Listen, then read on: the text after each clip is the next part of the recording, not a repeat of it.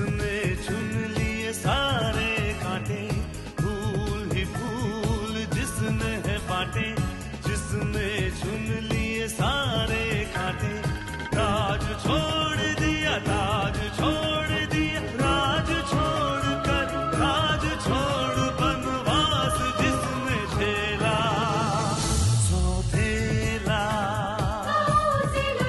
सौतेला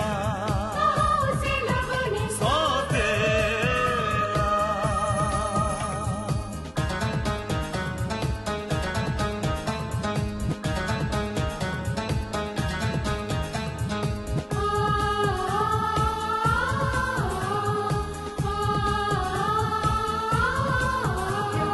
आया है रूठे दिलों को मनाने, अपनों को फिर से वो अपना बनाने, पर उसको अपना न माना किसी ने, न समझा किसी ने, न जाना किसी ने, साथ छोड़ दिया, हाथ छोड़ दिया, साथ छोड़ के हाथ छोड़ उसे कर दिया अकेला, सौतेला सौतेला सौतेला। I'm एडवोकेट महेश राय, इनका लीगल एडवाइजर और सॉलिसिटर। ये रहे बिल के कागजात। उन्होंने वो झूठ अपनी बहन को बचाने के लिए बोला था। आपको उन पर दया करनी पड़ेगी।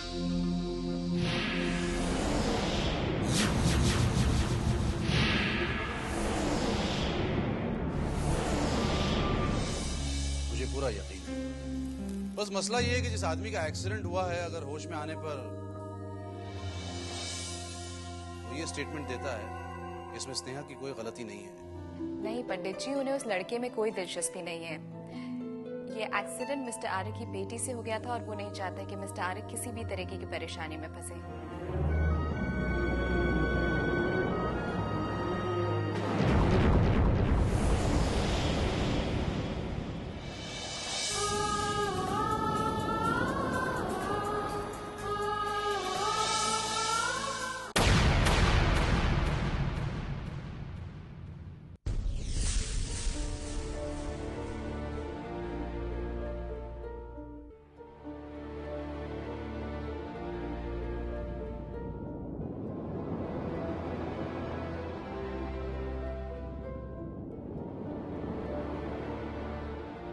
एक्सक्यूज मी, क्या आप इनके रिलेटिव हैं? नॉट एक्चुअली, बट या मैं इन्हें देखने आया हूँ। कैसी हालत है इनकी डॉक्टर साहब? Well, nothing serious. सिर पर चोट आई है, लेकिन जब तक इन्हें होश नहीं आ जाता कुछ कहा नहीं जा सकता। आई सी। इनकी जान को कोई खतरा तो नहीं ना? कोई सीरियस इंजरी तो नजर नहीं आई, लेकिन मैंने कहा ना, जब तक इन्हें होश नहीं आ जाता तब तक। I know, I understand. Excuse me.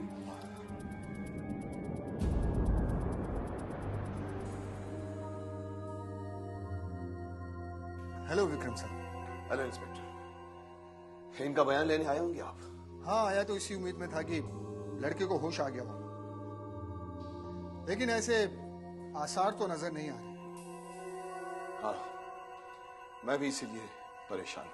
मैं समझता हूँ विक्रम साहब, लेकिन इसके होश में आ जाने से आपकी परेशानी खत्म नहीं होगी,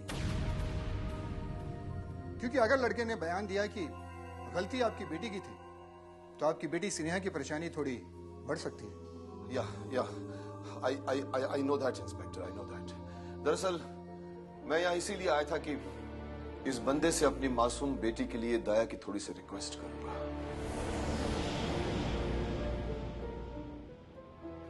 लेकिन भगवान को जो मंजूर होगा।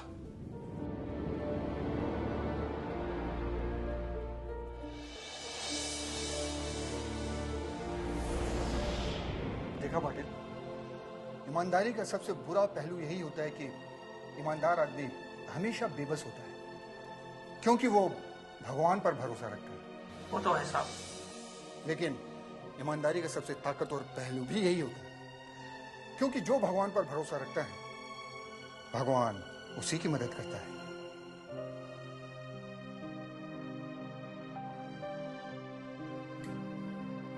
यहाँ भी ये तो अच्छा हुआ कि आपकी गौरी देवी की इन पर नजर नहीं पड़ी, वरना अब तक जड़ी बूटियों का कोई हर्बल लेप लगाकर मुझे चिंपैंजी बना चुकी होती।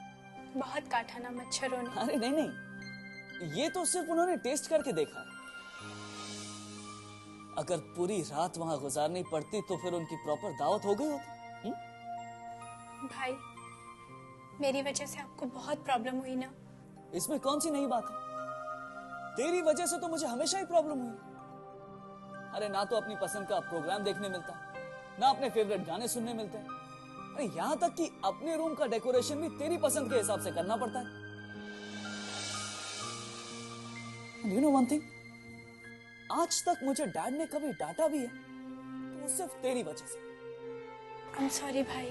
अरे डोंट बी सेंटी, मैं मजाक कर रहा था। नहीं भाई, मैंने हमेशा आपको बहुत परेशान किया है, हमेशा अपने छोटे होने का फायदा उठाया मैंने। ये तो तेरा हक है पागल। तू जानती है, जब मैं छोटा था तो मैं हमेशा मॉम से एक डॉल के लिए जिद किया करता था, और जब मॉम ने तुझे मेरे हाथों में रखा ना तो मुझे लगा कि मुझे सच्ची मुच्ची की डॉल मिल गई।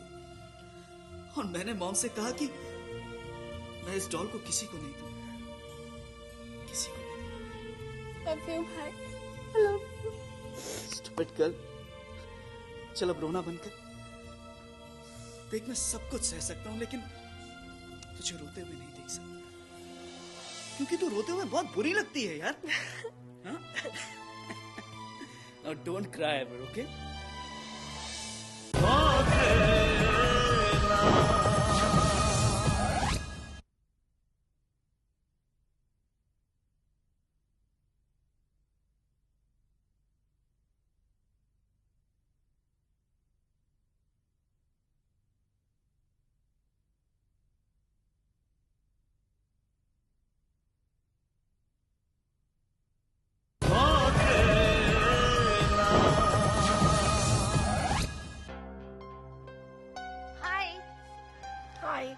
क्या बात है, तू बड़ी टेंशन में लग रही है।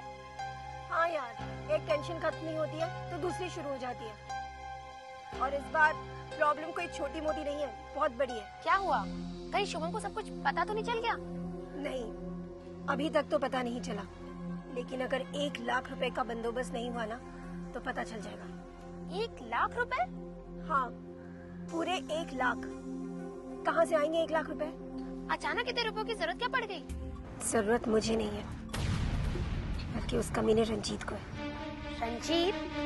हाँ वही, शुभम का नया दोस्त, जिसकी वजह से मैं कब से बचती फिर रही थी। उसे सब कुछ पता है कि मैं कोई बत्रा की बेटी नहीं, बल्कि कामिनी सक्सेना हूँ। वो तुझे ब्लैकमेल कर रहा है क्या? हाँ, उसे अपनी जुबान बंद रखने की कीमत चाहिए, वरना वो शुभम को सब कुछ सच सच बता देगा। बताता है तो बता देने दे, तू इतना परेशान क्यों हो रही? वैसे भी सच्चाई एक न एक दिन तो सामने आनी ही थी। टीना, तू क्या कह रही है? अगर इस वक्त शुभम को मेरी सच्चाई पता चल गई कि मैं कोई अमीर लड़की नहीं, बल्कि उसी के डैड के ऑफिस में काम करने वाली एक मामूली एम्प्लॉय की बहन हूँ, तो वो मुझे अपनी जिंदगी से इस तरह निकालेगा जैसे दूध में से मक्खी। तो तू क्या समझती है, उसे कभी पता नहीं चलेगा? पता चलेगा, लेकिन तब जब मैं उसे खुद बताऊंगी। मैं, और तब तक वो मेरे प्यार की जाल में पूरी तरह से फंस चुका होगा। लेकिन अभी वो वक्त नहीं आया। तो तू करेगी क्या? उस ब्लैकमेलर को 1 लाख रुपए देगी? और कोई चारा नहीं है मेरे पास। पहली बार जिंदगी में मुझे मौका मिला है अपनी किस्मत बदलने के लिए, और इस रास्ते पर इतने आगे निकलने के बाद मैं लौटना नहीं चाहती। लेकिन तो 1 लाख रुपए लाएगी कहाँ से? कहीं से भी, लेकिन मैं उस रंजीत का मुंह खोलना अफोर्ड नहीं कर सकती। उसका मुंह बंद करने के लिए उसके मुंह में 1 लाख रुपए की हड्डी डालनी ही होगी।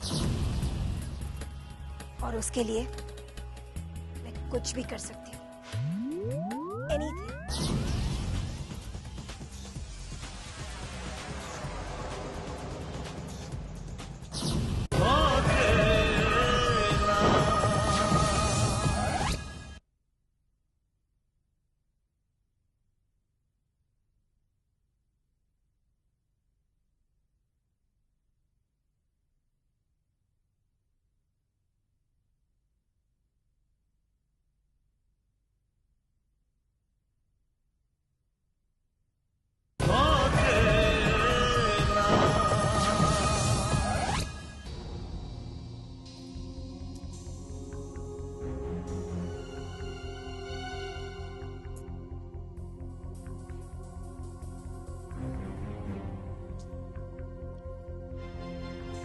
नेटवर्क ही भी अगर डैड से बात हो जाती तो थोड़ा टेंशन कम हो जाता। मॉम, वो लड़का, उसे कुछ हो गया तो मुझे जेल हो जाएगी। जेल? अरे कौन भेजेगा तुझे जेल? कुछ नहीं होगा तुझे और उस लड़के को भी कुछ नहीं होगा।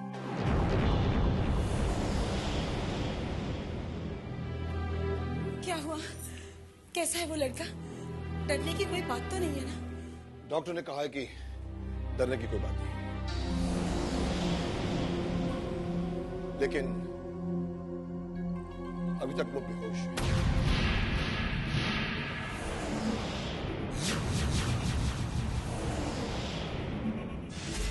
जब वो होश में आएगा तभी उसका बयान लिया जा सकेगा। डोंट वरी बेटा, उसे जल्दी होश आ जाएगा। सब ठीक हो जाएगा। और होश में आने के बाद वो वही बयान देगा जो हम कहेंगे। नहीं विशेष, तुम ऐसी कोई बेवकूफी नहीं करोगे।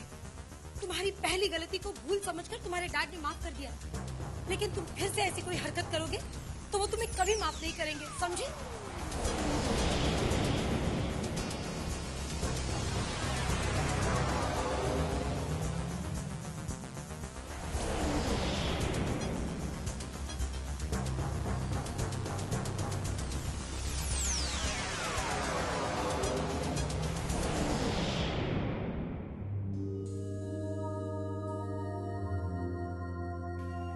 देखा भैया, हमेशा कहते थे कि बड़ा सा बड़ा हिसाब मैं हाथों पे कर सकता हूँ। ऑफ कोर्स वो तो आज भी कर सकता हूँ बच्चा, लेकिन ये कंपनी के अकाउंट्स का मामला है। अगर एक आध फिगर भी गड़बड़ हो गया ना तो लाखों का हेरफेर हो जाएगा, इसलिए मैं कोई रिस्क नहीं ले सकता। ओह, तो ये बात है। वैसे भैया, मैं आपसे एक बात पूछूं? वो आपके बॉस बहुत बड़े आदमी है ना? ऑफ कोर्स, इसमें पूछने की क्या बात है? तो उनके लिए 2-4 लाख रुपए मामूली बात होगी ना? हो भी सकता है, नहीं भी हो सकता। क्यों? नहीं, मैं यूं ही सोच रही थी कि कोई कितना भी बड़ा आदमी क्यों ना हो, पर किसी गरीब के इलाज के लिए 1 लाख रुपए चैरिटी में दे देना मामूली बात नहीं है ना? तुम्हें पता है कि वो हर साल लाखों रुपया दान में देते हैं। कितने अनाथालय, कितने ही चैरिटेबल ट्रस्ट उन्हीं के पैसे की वजह से चलते हैं।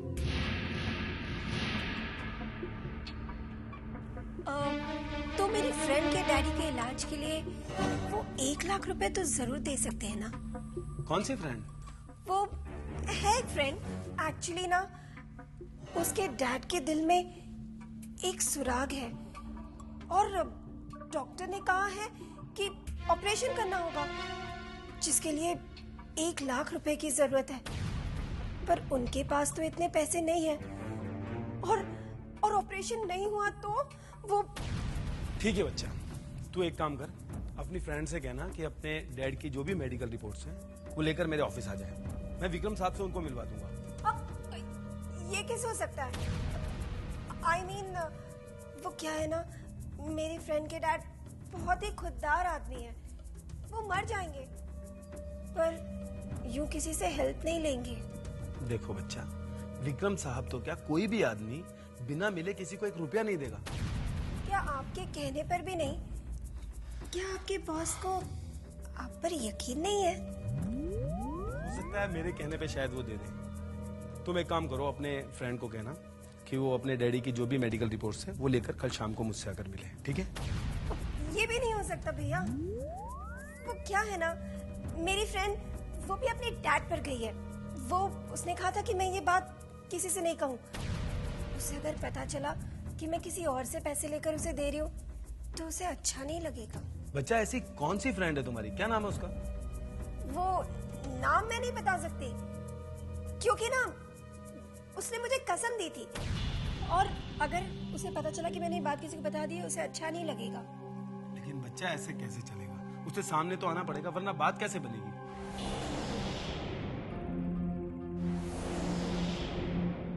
सुमन, तुम ही बताओ इसे। इसके एक फ्रेंड को अपने डैड के ऑपरेशन के लिए 1 लाख रुपए चाहिए, लेकिन वो सामने नहीं आ सकती। क्या? अब तुम ही बताओ, क्या कोई आदमी आंख मूंद कर 1 लाख रुपए किसी को दान में दे सकता है? अब मैं क्या करूं अगर वो ऐसी है तो? आखिर तुम्हारी ऐसी कौन सी फ्रेंड है? है एक फ्रेंड। कोई नाम तो होगा? नाम है ना, पर मैं बता नहीं सकती। उसने मुझे कसम दी है। अच्छा? अच्छा मतलब क्या? आपको मेरी बात पर यकीन नहीं है? बात ही तुम ऐसी कर रही हो, हम कैसे मान लेंगे कि तुम सच कह रही हो? आपको लगता है कि मैं झूठ कह रही हूँ? अपनी सहेली का नाम लेकर वो सारे रुपए मैं लेना चाहती हूँ? नहीं, मैं तो कह रही थी कि मुझे पता है कि आप क्या कह रही हैं। अब ये भी बता दीजिए कि इतने रुपयों का मैं करूंगी क्या? जुआ खेलूंगी या इतने सारे पैसे नशे में उड़ा दूंगी? या फिर हो सकता है कि 1 लाख रुपए मैं अपने ज्वेलरी, मेकअप और कपड़ों पे खर्च कर दूं, है ना? मेरा मतलब ये मैं जानती हूँ कि आपका क्या मतलब हो सकता है। मेरी इंसल्ट करने का एक भी मौका नहीं छोड़ दिए आप। पता नहीं कि आपको मुझसे प्रॉब्लम क्या है। जरा सी बात पर नाराज हो गई। सुमन, तुम भी उससे ऐसे पूछताछ कर रही हो जैसे 1 लाख रुपया उसे अपने लिए चाहिए। अरे हो सकता है उसकी कोई फ्रेंड की जेन्युइन प्रॉब्लम हो।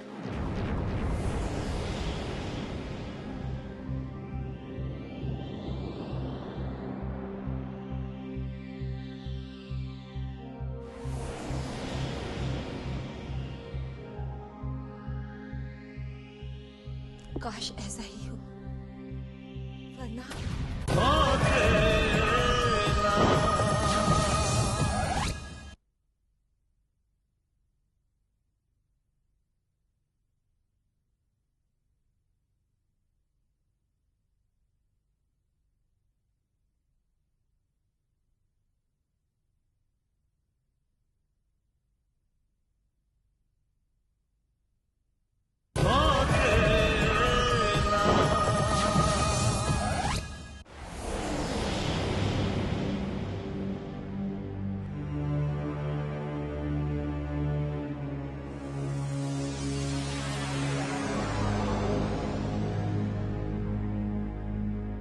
हेलो मिस्टर आकाश।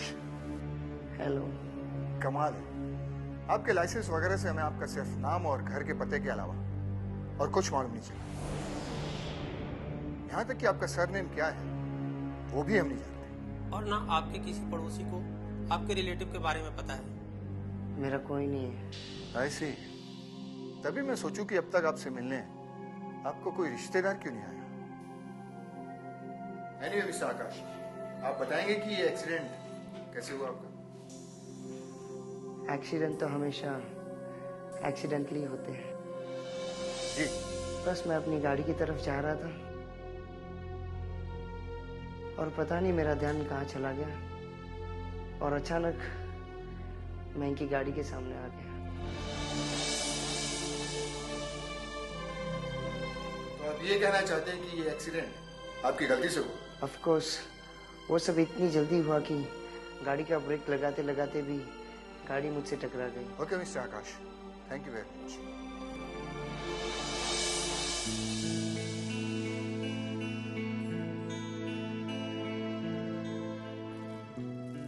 ये आपके लिए। ब्यूटीफुल। मैंने ब्रेक लगाने की कोशिश की थी लेकिन गलती से एक्सेलरेटर दब गया, इसलिए। आई नो, शुरू में ऐसे ही होता है। बस अपने दिलो दिमाग पर कंट्रोल रखना चाहिए। वही तो नहीं रहा।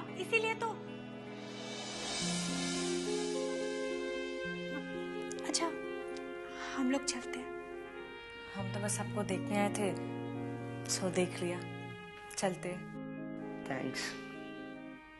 है ना? हाँ हाँ।